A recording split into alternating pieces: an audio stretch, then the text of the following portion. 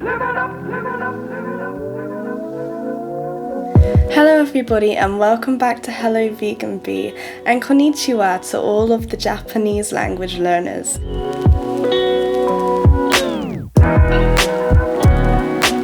This is a video that is perfect for complete beginners, and it is going to give you loads of helpful tips and ideas to make language learning that little bit more fun and enjoyable.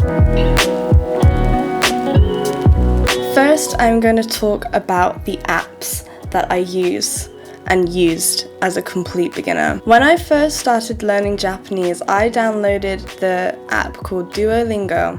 This app teaches you the very basics of hiragana, and it talks you through in very simple terms by giving lots of repetition and by giving you mini tests. This one is a little bit silly, but I would definitely recommend getting yourself some really simple games, even kids games. This one is called Hiragana, and it is used purely for writing and recognizing the letters, the hiragana letters.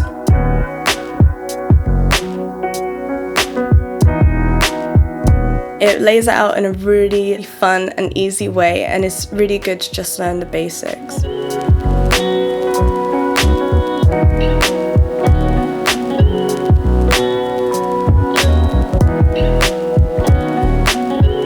This next one is called Moji Asobi. Hopefully I pronounced that correctly.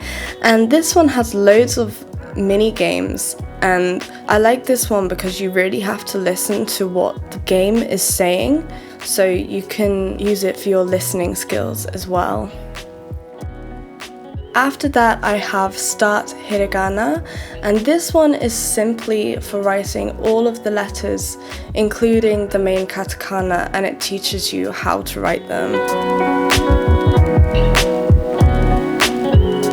The next app is called Innovative, and this is a brilliant app that I would definitely recommend. I used to have the membership for this one, and I don't anymore. However, I think it's about £10 a month, and within the membership you have the access to loads of videos, documents and audio, absolutely tons of material at your disposal, and they lay it out in a really simple way. In my opinion, it's definitely worth the money if you're just starting out. The next app I have on here is just simply called Japanese, and it's pretty basic. It's another hiragana and katakana writing app, and it's just good for practice. This one is my English to Japanese dictionary, and obviously that's quite self-explanatory, and you should definitely get yourself some kind of dictionary. It doesn't have to be this one, but being able to just look up words and have it there at your disposal is really useful.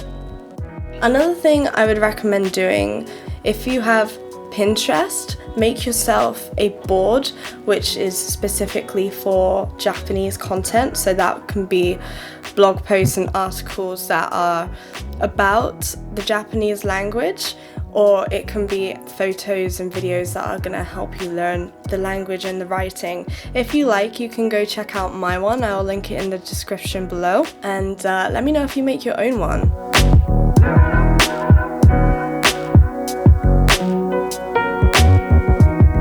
Now I'm going to talk about some of the books that I use. Currently I am studying with Genki, the second edition. It's laid out in very simple terms and it's very informative. It even has information about the culture, like why people bow and what each type of bow means. So just little things like that.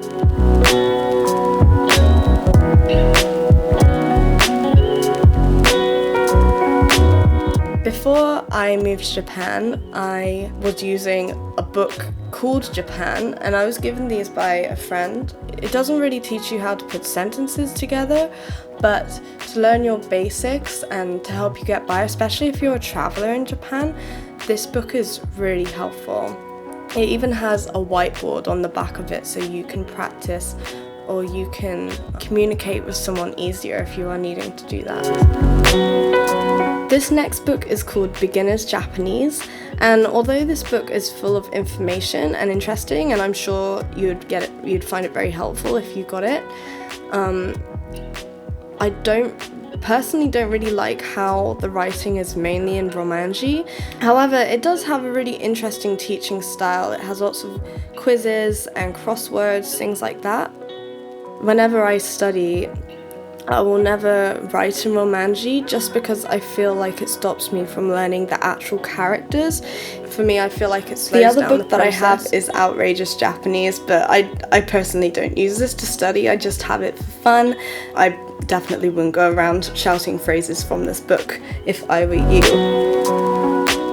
When I first started studying, I used this scrappy little book, which also had loads of other bits and pieces in. It just had so many random things in it, and it just included all of my Japanese practice. However, I wouldn't recommend this technique because there is no structure, and I'm a complete structure freak. I love my routines and I love making lists.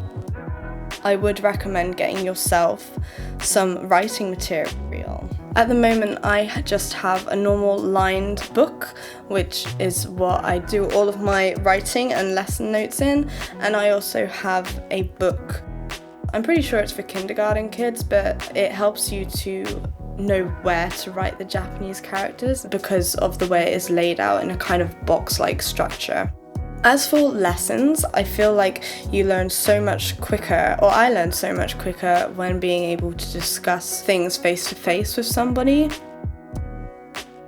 Next, I'm going to share with you some of my studying tips.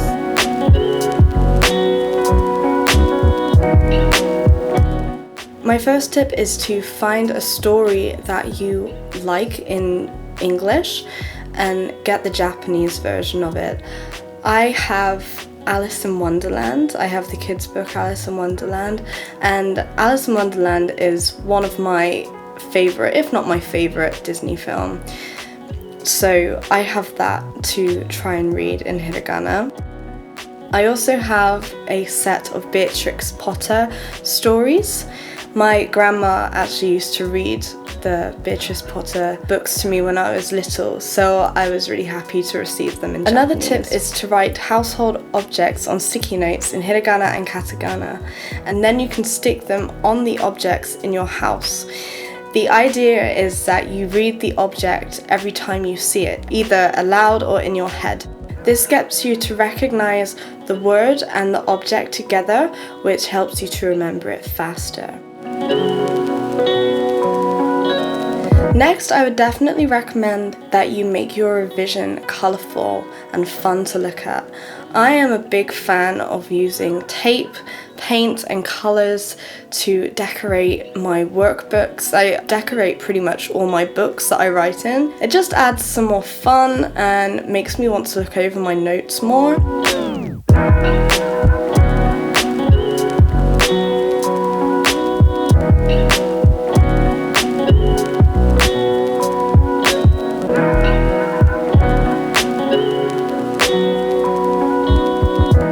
My final tip is to just start listening to the language.